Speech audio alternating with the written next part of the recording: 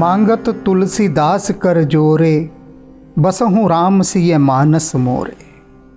तुलसीदास जी कह रहे हैं कि जो भगवान श्री राम है ना, वो कभी किसी के अवगुणों को अपने चित्त में नहीं धरते हैं। भक्तों के जितने भी दोष हैं, अवगुण हैं, उन सभी को बिसराकर उन्हें क्षमा कर देते हैं।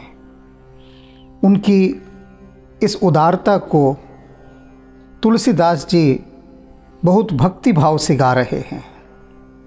और इन विनय की जो आरंभिक पंक्तियां हैं वे हैं, तऊ न मेरे अवगुण गनी है। जैसे कि मीराबाई भी अक्सर कहती है रही हैं, प्रभु मोरे अवगुण चित्त न धरो, ऐसे ही तुलसीदास जी कह रहे हैं, तऊ न मेरे अवगुण गनी है, कि उनकी गिनती मत करो, बहुत अवगुण हैं। और राम जी कभी भक्तों के अवगुणों की गिनती करते ही नहीं, वे तो केवल उनके अवगुणों का नाश करते हैं। आइए देखते हैं किस प्रकार से तुलसीदास जी प्रभु श्री राम की महिमा का बखान कर रहे हैं। हे राम जी, यदि यमराज सब कामकाज छोड़कर केवल मेरे ही पापों और दोषों के हिसाब किताब का ख्याल करने लगेंगे, तब भी उनको नहीं गिन सकेंगे, क्योंकि मेरे पापों की कोई सीमा नहीं है। ये बात तुलसीदास जी ये मत समझिएगा अपने विषय में कह रहे हैं, ये हम सबके विषय पर लागू होती है, हम सब पर ये वाजे है। क्यों? क्योंकि ये पाप अनंत अनंत जन्मों के हैं, आज के नहीं है। न जाने कब से, जब से ये जीवात्मा उस परमात्मा से अलग हुई है, तब से ये पाप हैं। कैसे गिने जा सकेंगे? क्योंकि मेरे पापों की कोई सीमा नहीं है। और जब वे यमराज इनका हिसाब लगाएंगे, तब उन्हें इधर उलझे हुए समझकर पापियों के दल छूट कर भाग जाएंगे। इससे उनके मन में बड़ी चिंता होगी। मेरे कारण से अपने अधिकार में बाधा पहुंचते देखकर भगवान के दरबार में अपने को निर्दोष साबित करने के लिए वह आपके सामने मेरी बड़ी बड़ाई कर देंगे। कहेंगे कि तुलसीदास आपका भक्त है, इसने कोई पाप नहीं किया, आपके भजन के प्रताप से इसने दूसरे पापियों के भी पापों के बंधनों से इसे छुड़ा दिया है। तब आप हंसकर अपने भक्त यमराज का विश्वास कर लेंगे और मुझे भक्तों में शिरोमणि मान लेंगे। बात यह है कि हे कौशलेश, जैसे तैसे आपको मुझे अपनाना ही पड़ेगा। तुलसीदास जी अनेक अनेक प्रकार से प्रभु राम से विनती ही कर रहे हैं कि यमराज भी आपको आकर मेरी बड़ाई कर जाएंगे और मेरे सब पापों को वे भी बिसरा देंगे, वे भी भूल जाएंगे। तो आप भी मेरे समस्त पापों को भूलकर मुझे अपना लीजिए। अगली स्तुति की आरंभिक पंक्तियां हैं, जौ पे जिए धरी हो अवगुण जन के। हे नाथ, यदि आप इस दास के दोषों पर ध्यान देंगे, तब तो पुण्य रूपी नख से पाप रूपी बड़े बड़े वनों के समूह मुझसे कैसे कटेंगे?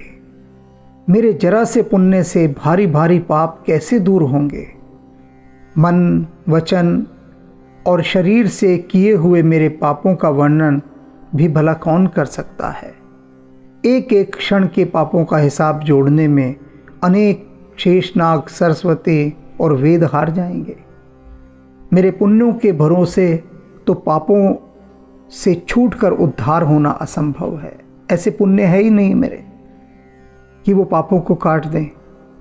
यदि आपके मन में अपने नाम की महिमा और पतितों को पावन करने वाले अपने गुण का स्मरण आ जाए, तो आप इस तुलसीदास को यमदूतों के दांत तोड़कर संसार सागर से अवश्य वैसे ही तार देंगे जैसे अजामिल ब्राह्मण को तार दिया था। तुलसीदास जी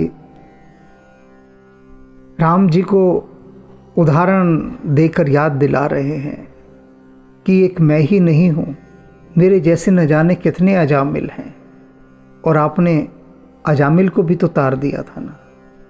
उसने तो जीवन भर पाप ही पाप किए, केवल पाप किए और कुछ नहीं किया। बस अंत समय एक बार आपका नाम ले लिया था, बस एक बार, और आप दौड़े चले आए थे। और यह तुलसीदास, यह तो अहिर्निश आपका ही नाम गा रहा है। तो आप मुझ पर अपने उसी गुण का स्मरण करके कृपा कीजिए। जौ पे हरि जन के अवगुण कहते। तुलसीदास जी राम जी से कह रहे हैं कि हे राम जी, आप दासों के दोषों पर ध्यान नहीं देते। हे राम, यदि आप दासों का दोष मन में लाते तो इंद्र, दुर्योधन और बाली से हट करके क्यों शत्रुता मोल लेते। यदि आप जब यज्ञ, योग, व्रत आदि छोड़कर केवल प्रेम ही न चाहते तो देवता और श्रेष्ठ मुनियों को त्याग कर ब्रज में गोपों के घर किस लिए निवास करते। यदि आप जहाँ तहाँ भक्तों का प्रण रखकर भजन का प्रभाव न बखानते तो हम सरीखे मूर्खों का कलयुग के कठिन कर्म मार्ग में किस प्रकार निर्वाह होता।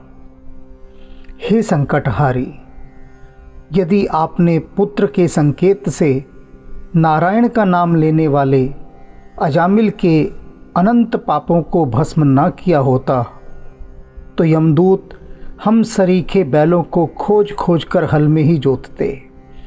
और यदि आपने जगत प्रसिद्ध पतित पावन रूप का बाना नहीं धारण किया होता तो तुलसीदास सरीखे दुष्ट तो अनेक कल्पों तक स्वप्न में भी मुक्ति के भागी नहीं होते।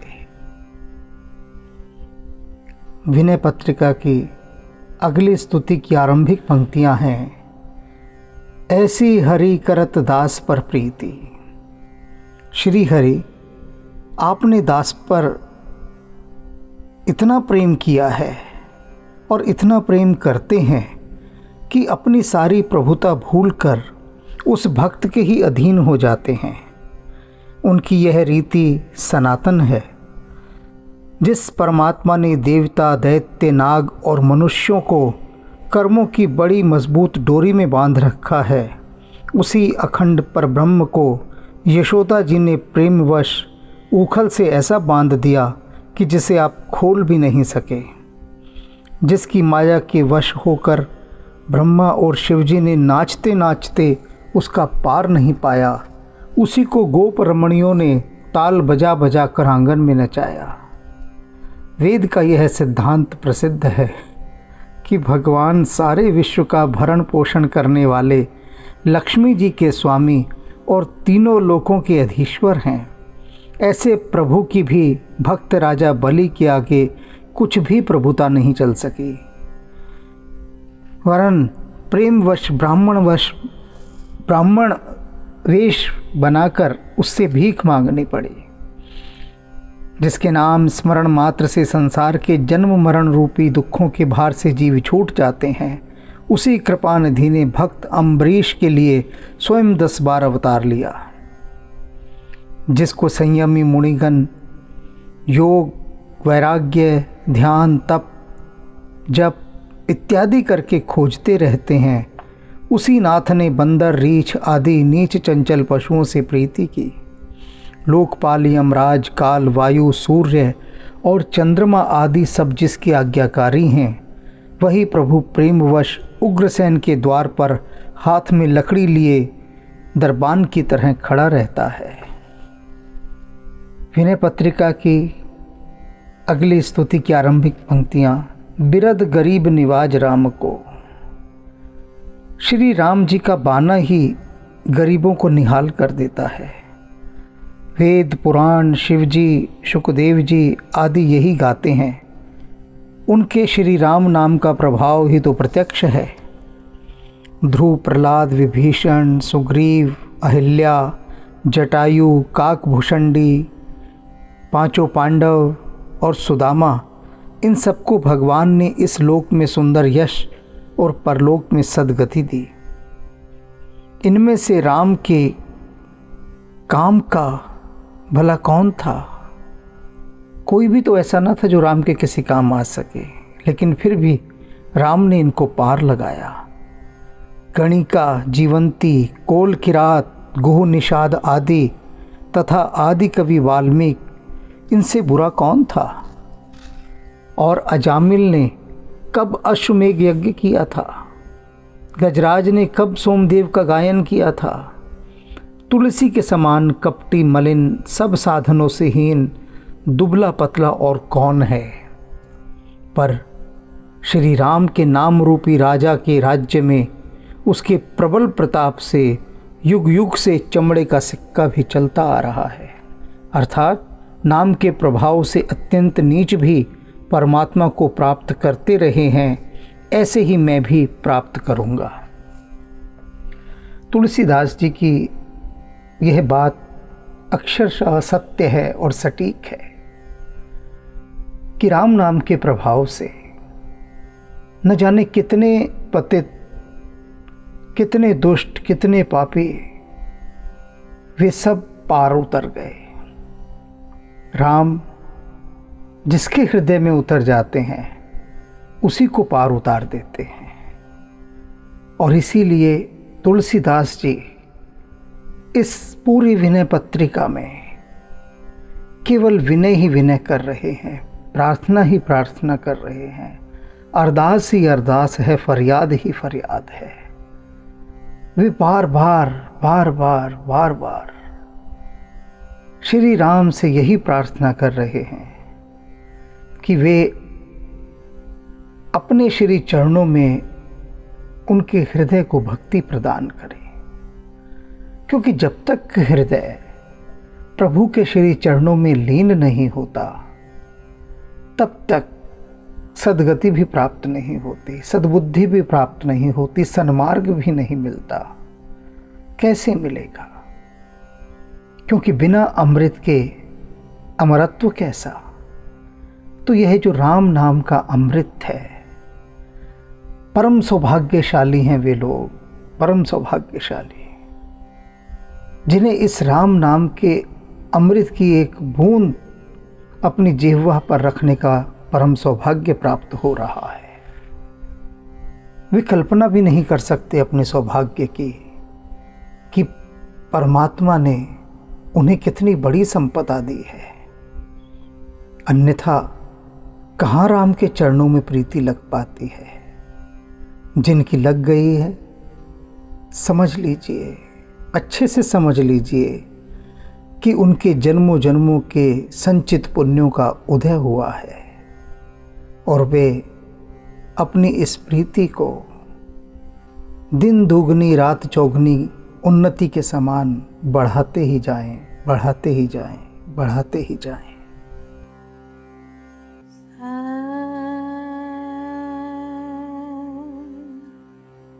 शिवो शिवो शिवा स्वरूपम् शिवोऽहं शिवोऽहं शिवा स्वरूपम् नित्योऽहं शुद्धोऽहं बुद्धोऽहं मुक्तोऽहं नित्योऽहं शुद्धोऽहं बुद्धोऽहं मुक्तोऽहं शिवोऽहं शिवोऽहं शिवा स्वरूपम् ॐ नमः शिवाय ॐ नमः शिवाय